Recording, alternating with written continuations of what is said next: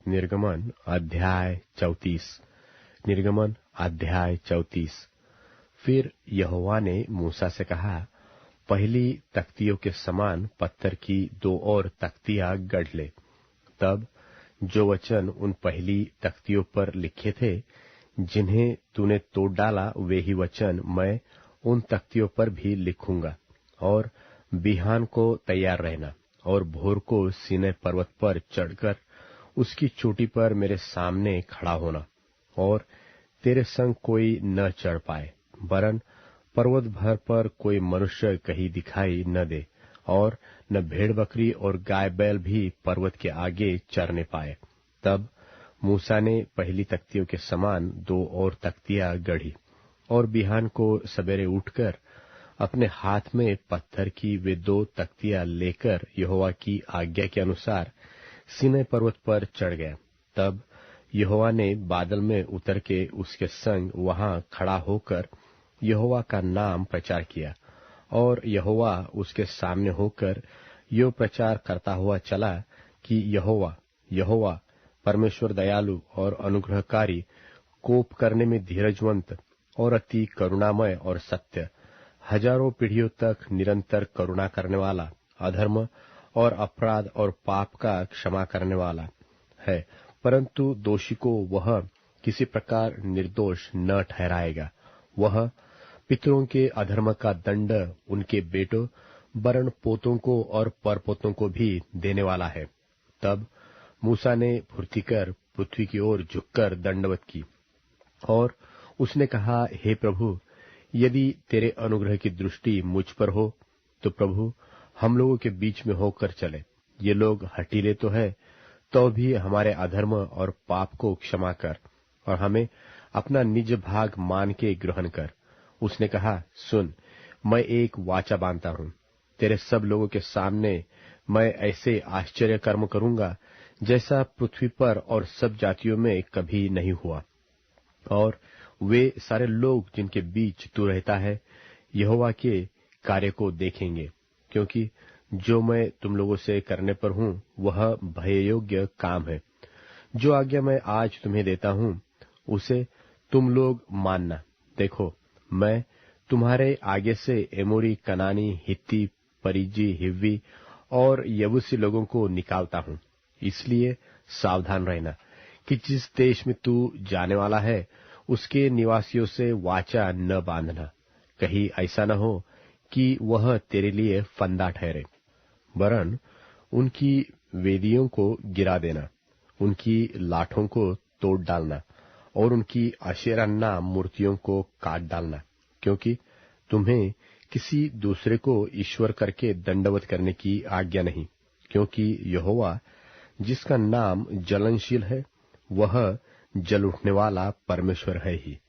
ऐसा न हो कि तू उस देश के निवासियों से वाचा बांधे और वे अपने देवताओं के पीछे होने का व्यभिचार करे और उनके लिए बलिदान भी करे, और कोई तुझे नेवता दे और तू भी उसके बलि पशु का प्रसाद खाए, और तू उनकी बेटियों को अपने बेटों के लिए लावे, और उनकी बेटियां जो आप अपने देवताओं के पीछे होने का व्यभिचार करती है, तेरे बेटों से भी अपने देवताओं के पीछे होने का व्यभिचार करवाए। तुम देवताओं की मूर्तियां ढाकर न बना लेना। अख़मीरी रोटी का पर्व मनाना, उसमें मेरी आज्ञा के अनुसार अबीब महीने के नियत समय पर 7 दिन तक अख़मीरी रोटी खाया करना, क्योंकि तू मिस्र से आबीब महीने में निकल आया। हर एक पहलौठा मेरा है, और क्या बछड़ा क्या मेमना तेरे पशुओं में से जो नर पहलौठे हो वे सब मेरे ही है। और गधी के पहलौठे की संति मेमना देकर उसको छुड़ाना। यदि तू उसे छुड़ाना न चाहे तो उसकी गर्दन तोड़ देना, परंतु अपने सब पहलौठे बेटों को बदला देकर छुड़ाना। मुझे कोई छूछे हाथ अपना मुंह न दिखाए। 6 दिन तो परिश्रम करना, परंतु 7वें दिन विश्राम करना, वरन हल जोतने में और लवने के समय में भी विश्राम करना। और तू अठवारों का पर्व मानना, जो पहले लवे हुए गेहूं का पर्व कहलाता है, और वर्ष के अंत में बटोरों का भी पर्व मानना। वर्ष में 3 बार तेरे सब पुरुष इस्राएल के परमेश्वर प्रभु यहोवा को अपने मुंह दिखाए। मैं तो अन्य जातियों को तेरे आगे से निकालकर तेरे सिवानों को बढ़ाऊंगा, और जब तू अपने परमेश्वर यहोवा को अपना मुंह दिखाने के लिए वर्ष में 3 बार आया करे, तब कोई तेरी भूमि का लालच न करेगा।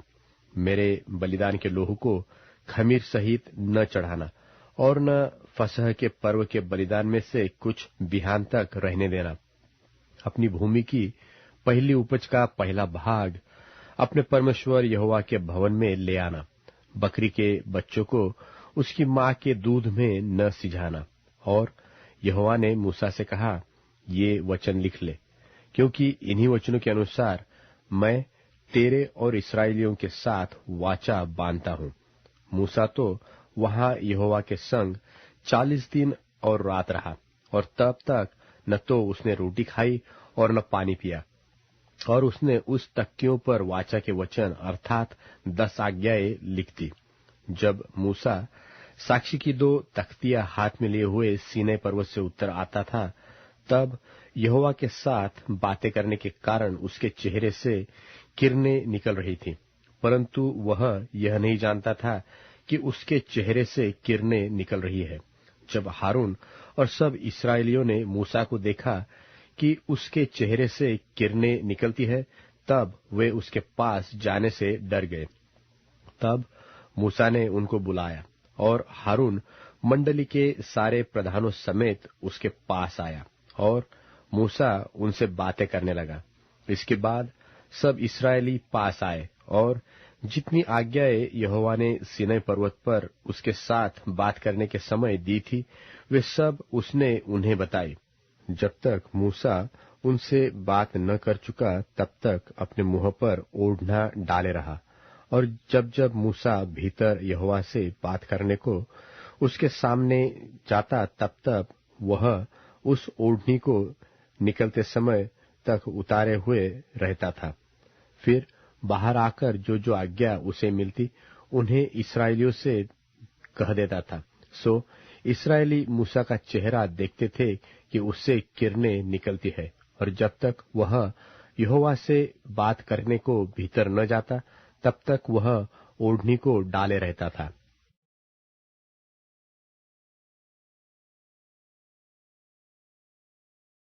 निर्गमन अध्याय 35। निर्गमन अध्याय 35। सारे सामान समेत पवित्र स्थान और याजकों के वस्त्र बनाए जाने का वर्णन। मूसा ने इस्राएलियों की सारी मंडली इकट्ठी करके उनसे कहा, जिन कामों के करने की आज्ञा यहोवा ने दी है वे ये है। 6 दिन तो कामकाज किया जाए, परंतु 7वां दिन तुम्हारे लिए पवित्र और यहोवा के लिए परम विश्राम का दिन ठहरे।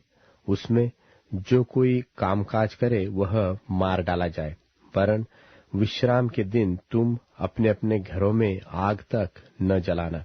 फिर मूसा ने इस्राएलियों की सारी मंडली से कहा, जिस बात की आज्ञा यहोवा ने दी है वह यह है, तुम्हारे पास से यहोवा के लिए भेंट ली जाए, अर्थात जितने अपनी इच्छा से देना चाहे वे यहोवा की भेंट करके ये वस्तुएं ले आए, अर्थात सोना, रूपा, पीतल, नीले, बैंजनी और लाल रंग का कपड़ा, सूक्ष्म सनी का कपड़ा, बकरी के बाल, लाल रंग से रंगी हुई मेंढों की खाले, सुइसों की खाले, बबूल की लकड़ी, उजियाला देने के लिए तेल, अभिषेक का तेल और धूप के लिए सुगंध द्रव्य। फिर एपोद और चपरास के लिए सुलेमानी मणि और जड़ने के लिए मणि। और तुम में से जितनों के हृदय में बुद्धि का प्रकाश है, वे सब आकर जिस जिस वस्तु की आज्ञा यहोवा ने दी है वे सब बनाए, अर्थात तंबू और ओहार समेत निवास और उसकी घुंटी, तख्ते, बेंडे, खंबे और कुर्सियां।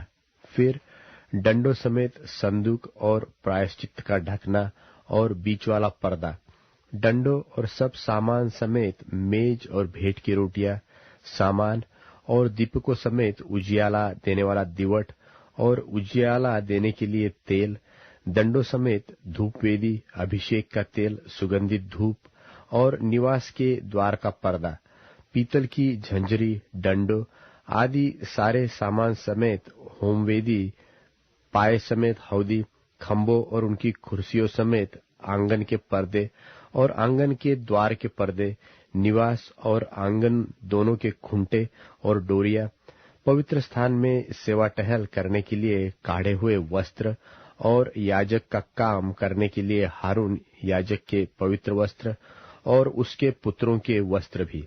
तब इस्राएलियों की सारी मंडली मूसा के सामने से लौट गई, और जितनों को उत्साह हुआ और जितनों के मन में ऐसी इच्छा उत्पन्न हुई थी कि वे मिलाप वाले तंबू के काम करके और उसकी सारी सेवकाई और पवित्र वस्तु के बनाने के लिए यहोवा की भेंट ले आने लगे, क्या स्त्री क्या पुरुष, जितनों के मन में ऐसी इच्छा उत्पन्न हुई थी, वे सब जुगनू, नथुनी, मुंदरी और कंगन आदि सोने के गहने ले आने लगे। इस भांति जितने मनुष्य यहोवा के लिए सोने की भेंट के देने वाले थे, वे सब उनको ले आए। और जिस पुरुष के पास नीले, बैंजनी व लाल रंग का कपड़ा व सूक्ष्म सनी का कपड़ा व बकरी के बाल व लाल रंग से रंगी हुई मेंढों की खाले व सुइसों की खाले थी, वे उन्हें ले आए। फिर जितने चांदी व पीतल की भेंट के देने वाले थे, वे यहोवा के लिए वैसी भेंट ले आए। और जिसके पास सेवकाई के किसी काम के लिए बबूल की लकड़ी थी, वे उसे ले आए। और जितनी स्त्रियों के हृदय में बुद्धि का प्रकाश था, वे अपने हाथों से सूत काट काट कर नीले, बैंजनी और लाल रंग के और सूक्ष्म सनी के काते हुए सूत को ले आई। और जितनी स्त्रियों के मन में ऐसी बुद्धि का प्रकाश था, उन्होंने बकरी के बाल भी काते। और प्रधान लोग एपोद और चपरास के लिए सुलेमानी मणि और जड़ने के लिए मणि और उजियाला देने और अभिषेक और धूप के सुगंध द्रव्य और तेल ले आए।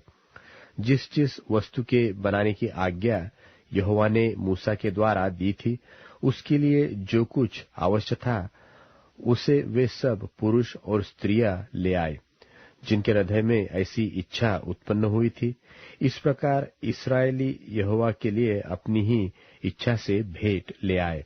तब मूसा ने इस्राएलियों से कहा, सुनो, यहोवा ने यहूदा के गोत्र वाले बसलेल को, जो उरी का पुत्र और हूर का पोता है, नाम लेकर बुलाया है, और उसने उसको परमेश्वर के आत्मा से ऐसा परिपूर्ण किया है कि सब प्रकार की बनावट के लिए उसको ऐसी बुद्धि, समझ और ज्ञान मिला है कि वह कारीगरी की युक्तियां निकाल कर सोने, चांदी और पीतल में और जड़ने के लिए मणि काटने में और लकड़ी के खोदने में, वरन बुद्धि से सब भांति की निकाली हुई बनावट में काम कर सके। फिर यहोवा ने उसके मन में और दान के गोत्र वाले अहीसामाक के पुत्र अहोलीआब के मन में भी शिक्षा देने की शक्ति दी है। इन दोनों के हृदय को यहोवा ने ऐसी बुद्धि से परिपूर्ण किया है कि वे खोदने और गढ़ने और नीले, बैंजनी और लाल रंग के कपड़े और सूक्ष्म सनी के कपड़े में काढ़ने और बुनने, वरन सब प्रकार की बनावट में और बुद्धि से काम निकालने में सब भांति के काम करे।